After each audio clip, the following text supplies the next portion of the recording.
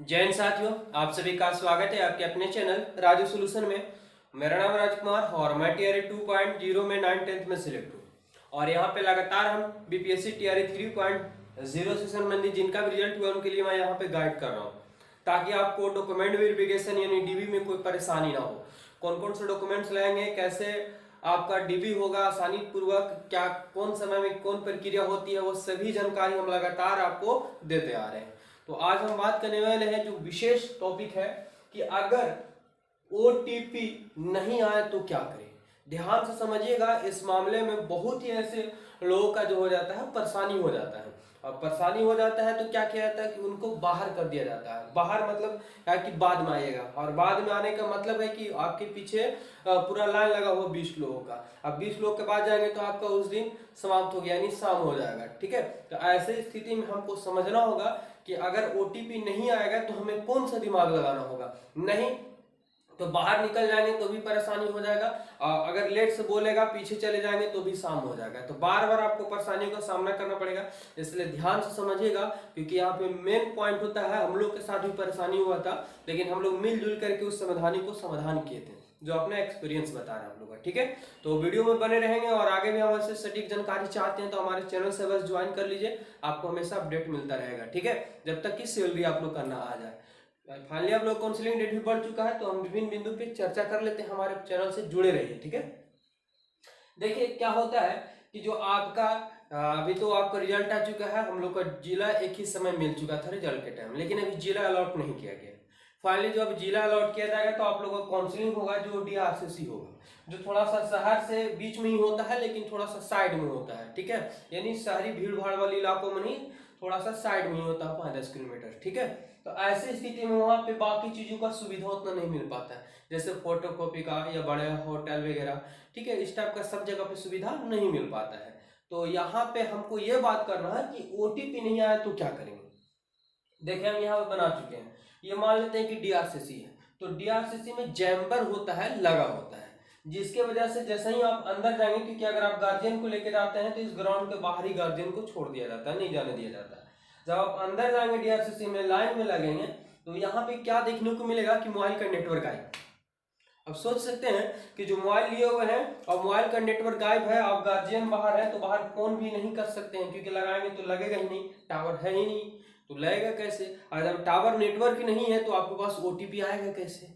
अब यहाँ पे बड़ा समस्या हो जाता है। और जैसे ही आप लाइन में लगेंगे, आपका नंबर आया, आपसे आधार नंबर मांगा जाएगा, आधार कार्ड दीजिएगा, आधार नंबर डाला जाएगा, बोलेगा कि ओटीपी बताइए। पता चला कि मोबाइल में ओटीपी ही नहीं आ रहा, क्योंकि नेटवर्क ही नहीं है। अब ऐसी स्थिति में आप क्या करेंगे, तो बोले कि जाओ अब नहीं आ रहा ओटीपी, बाद में आना। अब पता चला कि आप बाहर निकल गए, तो यहाँ तो पीछे लाइन पे लगा हुआ है ना, तब क्या कीजिएगा। तब जरा ध्यान से समझिएगा, हम पॉइंट को इसके पहले वाले वीडियो में बता चुके हैं, लेकिन फिर से हम समझाने का आप लोग प्रयास कर रहे हैं। जैसे ही आप ये इधर से बाहर आएंगे, थोड़ा सा ग्राउंड में, इस ग्राउंड में आएंगे तो आपको 1 या 2 पॉइंट टावर चला आएगा। जब टावर आएगा तो 1-2 पॉइंट आ गया, यानी आपके पास ओटीपी आने के लिए काफी है होता है। तब कैसे हम करें, अगर हम गार्जियन तो अंदर जा नहीं सकते हैं, अगर हम बाहर आते हैं तो यहाँ से दूसरा लाइन लग जाएगा, मतलब दूसरे लोगों का काउंसलिंग फिर होना शुरू हो जाएगा। तब क्या होगा, तो ध्यान से समझिएगा एक पॉइंट को। जैसे आप मान लीजिए कि यहाँ पे आपका डॉक्यूमेंट वेरिफिकेशन और व्यक्ति बैठा हुआ, यहाँ पे आप हैं और आपके पीछे कोई और है।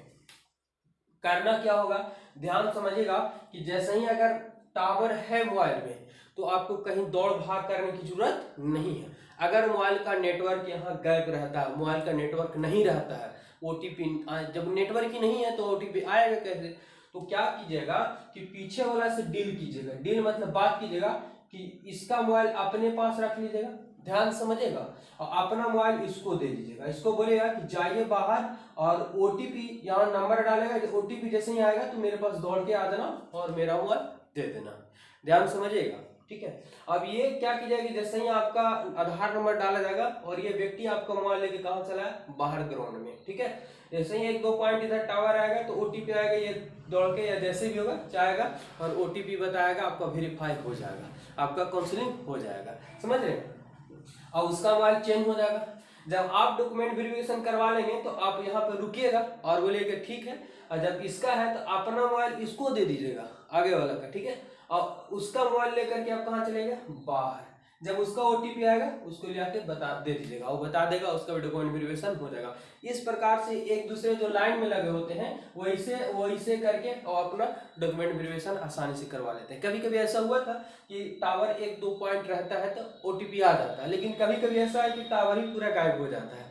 तो ऐसे स्थिति में ये ट्रिक अपनाइएगा तो बहुत ही आसानी तरीके से होगा, नहीं तो पता चलेगा कि आपको कहेगा बाद में, आप चल जाइएगा कहाँ, पीछे, क्योंकि कोई बीच में घुसने तो देगा नहीं, भीड़ काफी ज्यादा मात्रा में होता है। तो आप अगला दिन आइए, इतना कौन परेशानी करता, थोड़ा सा दिमाग लगाना पड़ता है। ठीक है, तो ये जानकारी था कि अगर ओटीपी नहीं आए तो क्या करें। कन्फर्म की ओटीपी आएगा, अगर मान लेते हैं किन्हीं का एक और कमेंट आया हुआ था कि सर आधार नंबर जो है लिंक जो है वो पापा का नंबर है या चाचा का नंबर है या भाई का नंबर लिंक है, मेरा खुद का नंबर लिंक नहीं है, तो क्या ओटीपी आने में दिक्कत होगा? कोई दिक्कत नहीं है। जो आधार कार्ड में नंबर लिंक है, ठीक है, जो आधार कार्ड में नंबर लिंक है उस नंबर को अपने पास रखेंगे, ओटीपी जैसे ही आएगा तो उसी नंबर पे आएगा ना, ऐसा नंबर से कोई दिक्कत होने वाला नहीं है। समझ में आ गया होगा अच्छे से पूरी जानकारी कि ओटीपी नहीं आए तो कौन सा विधि अपनाना, थोड़ा सा दिमाग लगाना और आराम से डॉक्यूमेंट, क्योंकि आपका मेन डॉक्यूमेंट वेरिफिकेशन वही होता है आधार कार्ड। ठीक है, अगर अपडेट भी करवाए तो उतना दिक्कत नहीं होता, हम खुद ही अपडेट करवाए थे।